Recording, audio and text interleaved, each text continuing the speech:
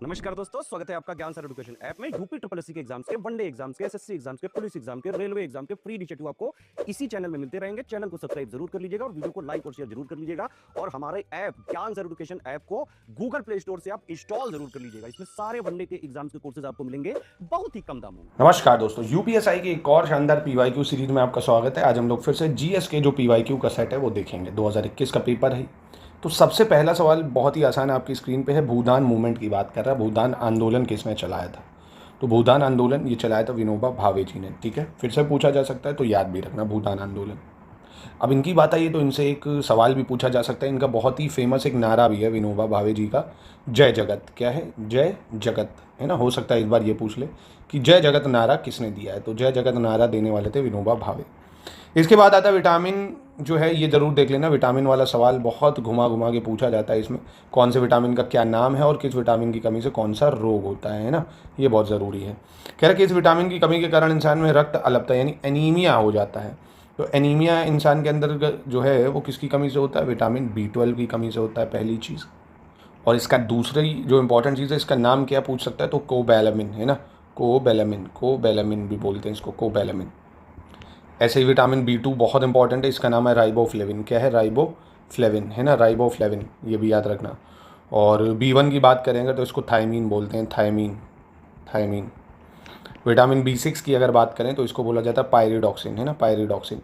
Comment box में आप लोग बताइए क्या एक विटामिन का लेक्चर दूं, या जो भी टॉपिक पूछे जा रहे हैं उन पे मैं आपको जीके की वीडियो भी देने लगूँ शॉर्ट में 5-5 मिनट के। कमेंट करके बताइए तो यूपीएसआई की संपूर्ण जीके के छोटे छोटे क्विक रिवीजन 4-4, 5-5 मिनट के वीडियोस के थ्रू कराए जाए। कमेंट अगर आप लोग करेंगे ज़्यादा से ज़्यादा, कम से कम 100 लोग तो करिए, तो इस पर मैं विचार करके आपको डेली कराने लगूंगा। फिर है, कह रहा भारतीय संविधान का कौन सा अनुच्छेद राज्य को पर्यावरण के संरक्षण और संवर्धन के लिए निर्देशित करता है? तो डीपीएसपी हमारे सिलेबस में है, जो उसी का सवाल है ये। तो आर्टिकल 48A में है। किसमें? 48A में है। और इसको हमने पहले नहीं था, इसको 42 कॉन्स्टिट्यूशन अमेंडमेंट जो है उससे ऐड करा है ना, याद रखना। फिर ये बजट पे बेस्ड सवाल है 2020-21 का। अब कोई मतलब नहीं। अब आप जो पेपर जब होगा ना उसके पिछले वाला बजट का लेना। अगर जनवरी में पेपर होगा तो आप ये मानिए 2025 वाला बजट है उसको कर लीजिएगा। ठीक है, उससे सवाल पूछ लेगा। पूछा गया है वो देख सकते हो कि 2020-21 के बजट के अनुसार सरकार के कृत्रिम गर्भाधान की व्याप्ति को वर्तमान 30% बढ़ाकर कितना करा गया, यानी गवर्नमेंट टारगेट इंक्रीज कर रही है coverage of artificial insemination to the present, है ना। तो ये है भारतीय संविधान की 7वीं अनुसूची के संदर्भ में संक्रामक या संसंक्रामक रोगों का विषय किसके भाग में? तो अभी देखो मैंने एक टॉपिक कराया आपको कानून बनाने वाला, है ना। नहीं देखा है तो देख लो। उसमें आज यूनियन लिस्ट कराई है, यूनियन लिस्ट की कौन उस पर कानून बना सकता है, किस विषय पे। फिर कल आपको स्टेट लिस्ट, फिर ऐसे कंकरेंट लिस्ट, क्योंकि ये हमारे सब्जेक्ट में है।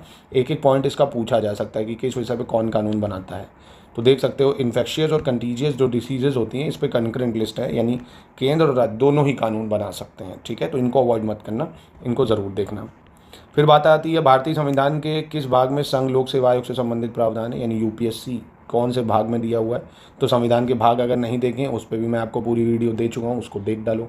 अनुसूचियाँ दे चुका हूँ, उसको देख डालो। 16 नंबर का पूरा संविधान मैं उस पर करा रहा हूँ, एक भी सवाल बाहर नहीं जाएगा। और ज्ञान सर एजुकेशन ऐप में 99 में आप पूरी तैयारी भी कर सकते हैं। टू द पॉइंट सिलेबस के एक एक पॉइंट को पढ़ाते हुए उसमें पूरे नोट्स भी आपको मिल जाएंगे। कूपन कोड लगा लेना ज्ञान सर डिस्काउंट, बिना किसी स्पेस के ज्ञान सर डिस्काउंट लिखेंगे तो 99 का मिल जाएगा। तो भाग 14 में दिया हुआ है आपको क्या, यूपीएससी। भाग 2 की बात करें अगर तो यहाँ पे भाग 2 में सिटीजनशिप दिया हुआ है, नागरिकता की बात करता है। भाग 18 में इमरजेंसी प्रोविज़न दिए हुए हैं, बहुत फेमस। ठीक है, पार्ट 7 हटा ही दिया गया है। इनकम टैक्स क्या है भैया? प्रोफेशनल टैक्स है, डायरेक्ट टैक्स है, सर्विस है, या आपका इनडायरेक्ट? तो बहुत ही आसान, डायरेक्ट टैक्स है भाई, सरकार आप ही से लेगी, आप कमा रहे हो। एक निबल में कितने बिट्स होते हैं? तो बिट्स बाइट्स वाला मैंने बताया था आपको, ये ज़रूर कर लेना, इससे सवाल पूछता है। तो 4 होते हैं एक निबल में, 4 बिट्स, एक निबल में 4 बिट्स। मतलब इसको कर लो। एक चीज़ मैं बता रहा हूँ आपको, जैसे एक बाइट, ये मैं आपको इससे पहले भी बता चुका हूँ। फिर एक किलो बाइट KB आता है, फिर एक मेगाबाइट MB आ जाता है, फिर एक गीगाबाइट GB आ जाता है, फिर TB आ जाता है। यानी byte, kilobyte, megabyte, gigabyte, terabyte, ऐसे ऐसे कर लो। अब क्या करो, एक बाइट में जो होते हैं 8 बिट होते हैं, एक बाइट में 8 बिट होते हैं। ठीक, ऐसे एक किलो बाइट में चलोगे तो 1024 हो जाएगा। क्या हो जाएगा? 1024। अब सब जगह 1024 ऐसे लिख दो, सब जगह क्या लिख दो? 1024।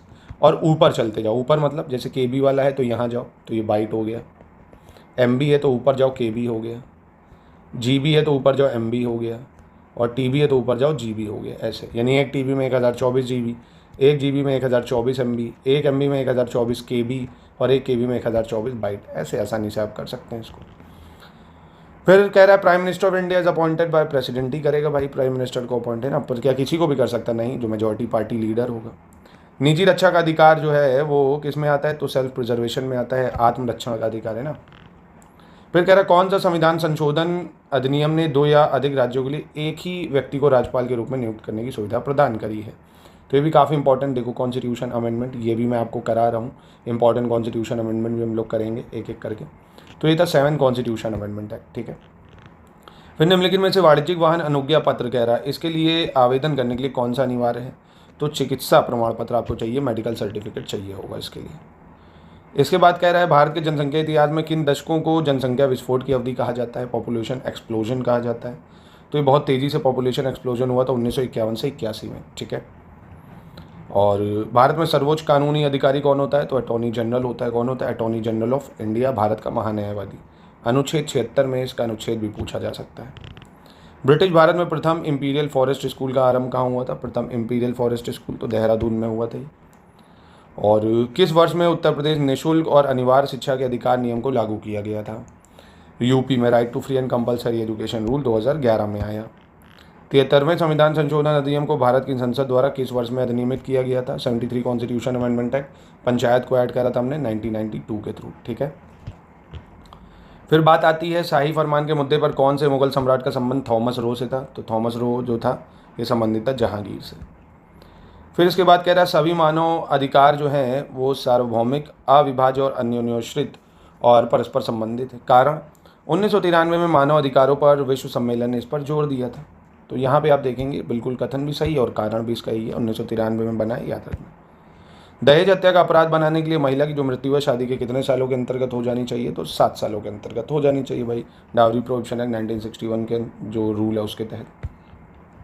सार्वजनिक दायित्व बीमा अधिनियम वर्ष कब लागू हुआ था, पब्लिक लायबिलिटी इंश्योरेंस एक्ट, ये लागू हुआ 1991 में। फिर कह रहा है राइजोबियम और कुछ नील रहित शैवाल जैसे सूक्ष्म जीव किसके स्थिरीकरण में मदद करते हैं, what do the microorganism such as rhizobium and certain blue and ग्ली हेल्प इन फिक्सेशन ऑफ, तो नाइट्रोजन फिक्सेशन में मदद करते हैं। वहीं पे बात करते हैं फिर कि जो सूचना प्रौद्योगिकी अधिनियम है उसके तहत ई गवर्नेंस के कार्यान्वयन के बारे में क्या सही है। एक व्यक्ति को ई गवर्नेंस पर जोर देने का अधिकार प्राप्त है, सरकार को ई गवर्नेंस का चयन करने का विवेकाधिकार है और किसी को भी ई गवर्नेंस पर जोर देने का अधिकार नहीं है। तो यहाँ पे सिर्फ 2 और 3 सही है, ठीक है, पहला गलत हो जाएगा। संयुक्त राष्ट्र महासभा के अध्यक्ष के पद पर चयनित प्रथम भारतीय का नाम क्या था भाई, तो श्रीमती विजया लक्ष्मी पंडित, ये थे पहले, ठीक है। कानूनी शुक्ति नेसोसिटास पब्लिका मेजर एस्टा क्वाम प्राइवेटा, इसका मतलब क्या है, यानी सार्वजनिक आवश्यकता निजी आवश्यकता से अधिक महत्वपूर्ण है, सार्वजनिक आवश्यकता निजी से अधिक महत्वपूर्ण है। फिर कह रहा है भारत के सर्वोच्च न्यायालय के जो न्यायाधीश हैं उनको कार्यवाहक मुख्य न्यायाधीश के रूप में नियुक्त करने का अधिकार किसके पास है, एक्टिंग चीफ जस्टिस बनाने का, तो ये भारत के राष्ट्रपति के पास है। उत्तर प्रदेश जमींदारी उन्मूलन और भूमि सुधार अधिनियम किस वर्ष पारित हुआ था, उत्तर प्रदेश जमींदारी एबोलिशन लैंड रिफॉर्म एक्ट, ये 1950 में आया था। फिर कह रहे हैं ऑब्जेक्टिव रेजोल्यूशन जो पंडित नेहरू का था 13 दिसंबर 1946 को पंडित नेहरू ने पास किया था, इसको 22 जनवरी 1947 को एक्सेप्ट भी कर लिया गया था, ठीक है।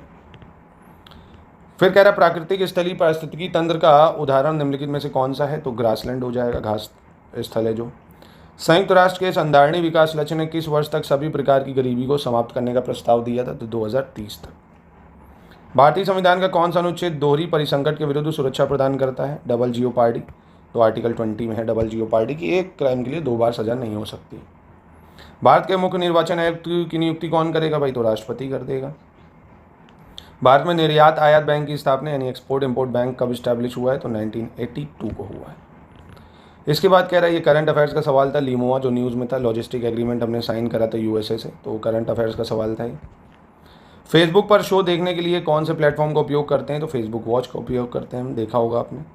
और किसी कोशिका के भीतर केंद्र में स्थित विशिष्ट गोलाकार जो संरचना है सेल के अंदर उसको क्या कहते हैं, तो न्यूक्लियस या नाभिक कहा जाता है।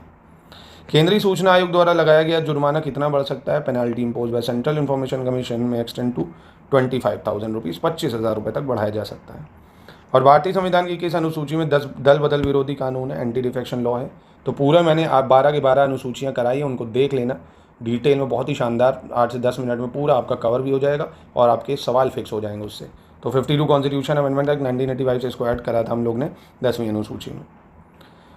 फिर कह रहा है कि इसके मामले में समतावादी सामाजिक व्यवस्था की स्थापना को संविधान की मूल संरचना के रूप में माना गया है। तो ये समता बनाम आंध्र प्रदेश राज्य है ना। तो आप इसमें देख पा रहे होंगे मूल विधि के मात्र 4 ही 5 क्वेश्चन आपको मिल रहे होंगे ना। मूल विधि कम ही है, उसके लिए इतना परेशान नहीं होना। जीएस जितना आप कर लेंगे अच्छे से टू द पॉइंट। कॉन्स्टिट्यूशन पे ज़्यादा फोकस करिए, 16 नंबर का, और 16 नंबर की ही जीएस है जिसमें करंट के 5 सवाल हैं, 1-2 हिस्ट्री, 1-2 ज्योग्राफी है ना, साइंस 2-2 3-3 ऐसे करके। राष्ट्रीय सुरक्षा अधिनियम 1980 के प्रावधानों के तहत कह रहा है कि इस मामले में सर्वोच्च न्यायालय की 5 न्यायाधीशों की पीठ ने बरकरार रखा था। एक चीज़ याद रखना, जब भी संवैधानिक पीठ बैठती है तो मिनिमम 5 जज बैठने चाहिए। कॉन्स्टिट्यूशनल बेंच है, मिनिमम 5 जज।